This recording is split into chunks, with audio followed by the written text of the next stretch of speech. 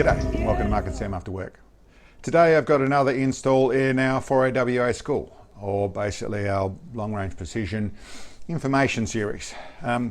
This one here is, I suppose, mainly about the diagnosis of where you're at. Before we get into all the details of the finer details of all the bits and pieces from the tip to tail of the rifle and all the bits and pieces in between. This one is more about the diagnosis, or about if nothing else, a decent and a fun experiment for you guys to do. Something that I've mentioned many times before, but that is basically do some video of yourself. What you see of us all the time, you do some video of yourself. You set up your rifle a day at the range, a day out in the paddock, wherever it is, in whatever form you're shooting. Now, largely I'll be talking in this process through long range, well, extreme long range, but prone shooting, a prone form, and setting up a rifle and that sort of stuff. We'll get into other things later on as well. But really this is for whatever form of shooting you do. Set up a video of both generally side profile, but all profiles matter. The more profiles you can get matters. Obviously, a tripod or whatever it is you need to set a phone or a camera up on, or on a bench or whatever it is, so that your whatever phone it is, camera it is. Most people have phones nowadays, so set up something that can simply be recording you so you can see what's going on. And this is for not one or two shots, although that's helpful. Ideally, for you're going to test some ammo, you're going to do some re-zero your scope, or whatever it is. It might be 2 shots and it might be 50 shots. But set it up and have something where you can actually record what's going on and get to see what's going on in the physics of not only just how your rifle's doing things, but also how you're doing things. Watch and see what's actually happening. So is the muzzle rising? Is the butt sinking as you shoot? Is your follow through on your trigger happening? Are you actually one of the people that have got to the world of getting your finger off the trigger is more important than follow through? Make sure that your follow through's there. Make sure that you look comfortable. You're not looking weird and trying to squish yourself onto a really low setup rifle, and you look awkward. Your neck's twitched over. Your rifle's not twisting as it shoots, or it's not bucking or twisting side to side. Get some profiles of it. Basically a side profile and a probably 11 o'clock profile is what I would normally use in that situation. But you can also have overhead, see what's actually happening with how you are behaving to your rifle in a prone form, that sort of stuff. This thing will work in all forms of shooting, and actually is a very good thing. The best person you can have critiquing you is yourself, and it's a really good place to start to understand what's happening. Even if you're shooting really well, even if you're the champion at your sport, that sort of stuff, you're doing really, really great, to actually have some proper video where you can analyze that sort of stuff is a good way to see what's going on in other bits and pieces. If in some cases, see what you're doing right. In other cases, see what you're doing wrong, what you might be able to improve. Now, yes, group, you already shoot absolute 10 out of 10 X's all the time. That's all you work with. Awesome. You probably don't need to do it. Still an interesting exercise. Most people who shoot really good group, 10 out of 10 all the time, are leaving out the other bits. They're leaving out that some days it's like this. They're leaving out that, okay, I get really good 3 groups a day, and then there's a couple of groups that are terrible a day. There's the other things that are, the general rule of it is that, yeah, that comment of my rifle shoots quarter MOA, that's what it shoots. In actual fact, you go through and see, you have one of those groups a day doesn't mean it shoots those groups all day, every day. It's got to be there all the time. Got to be there the next day as well.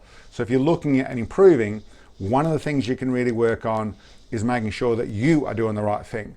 That check with a camera, we actually see what's actually happening on that sort of format. So that's something, and I should touch in things that you'll be looking for. Like I said, if you see that the muzzle's rising, it's twisting around, generally you've already caught that up on what's going on. You can see that you can't hold your picture in the scope. So the butt peg is sinking away, where in actual fact they're working off your shoulder. It's really dropping down a lot when you're shooting it. That tends to be something that's not quite so obvious, and you'll see it there. Like I mentioned, follow through, how you're actually gripping it, what you set up like. The people who are trying to shoot very low to the ground, really squishing themselves down and actually causing themselves some inconsistencies. These are things I'll get into in shooting form, but all relevant to what you can see of yourself. It's a good place to start. And I suppose it does touch into one of the things that I mentioned last week. One of the beginning part of it was talking about recoil control and where your shoulder height was, where your collarbone was on here, and talking about how if you have it in the wrong place, you have it pushing down here and you get recoil control, you're going to get muzzle rise. As a few people said, well, you know, bench rest, we just find trigger time's more about accuracy. That doesn't matter so much. This talking about where you actually accept or where you engage with the rifle is talking about recoil control when you control with the rifle's recoil. The likes of bench rest, the likes of some F-class sort of stuff, which is more of a free form sort of shooting, isn't quite, but it sort of is. Because the main force is taken by the heavy rifle sliding straight backwards. And then the body's there more to catch it. So it's go straight back, and of course the bullet's left. If it's already gone straight back and then you're catching it, is different to where you're engaged already. So then, and the same thing is if you're not engaged and the rifle is all set up to slide straight backwards, then it doesn't really matter where your shoulder is or where your connection is, because it's already gone straight back and you're catching it afterwards. The momentum's already happened. It's when you're using preload and you're pushing into your rifle, then that leverage point matters.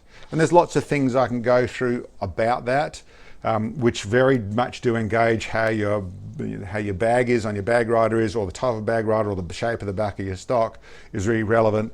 This also engages as to how you use bipods and the different ways of doing that. All, like I said, all those bits and pieces, muzzle brakes, tip to tail, are all involved in this sort of stuff, but the physics is always exactly the same. The physics are not going to change. I say exactly the same. The physics always rule. How the physics are being applied, well, that will change situation to situation. Different forms of shooting have different things. In general, what most people I'm going to be talking to that are listening in here are people trying to use a bit of an everything rifle to try and do a bit of everything with. In those cases, then recoil control is the best way to shoot that sort of rifle.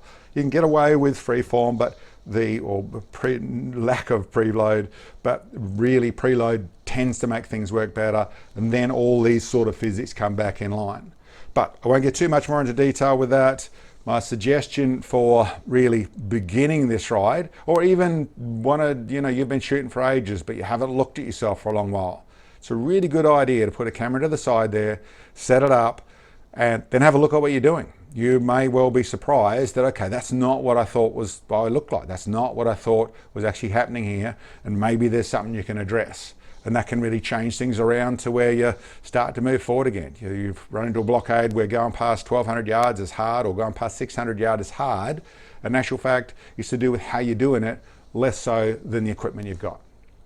Anyway, guys, that's that one there for today. I hope that makes some sense. Thank you very much for checking in. I'll catch you next time.